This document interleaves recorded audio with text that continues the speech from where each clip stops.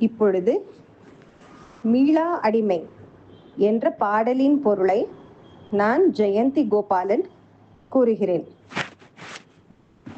திருவாரூரில் எழுந்தருளியிருக்கும் பெருமானீரே, உம்மையன்றி பிறரை விரும்பாமலே உமக்கே என்றும் மீளாத அடிமை செய்கின்ற ஆட்களாகி அந்நிலையிலே பிறராதிருக்கும் அடியார்கள் தங்கள் துன்பத்தை வெளியிட விரும்பாது மூண்டெறியாது கனன்று கொண்டிருக்கின்ற தீயை போல் மனத்தினுள்ளே வெதும்பி தங்கள் வாட்டத்தினை முகத்தாலே பிறர் அறிய நின்று பின்னர் அத்துன்பம் மிகுதலால் தாங்க மாட்டாது அதனை உம்மிடம் வந்து வாய் திறந்து சொல்வார்களே ஆயின், நீர் கேட்டும் கேளாதது போல வாழாதிருப்பீர்.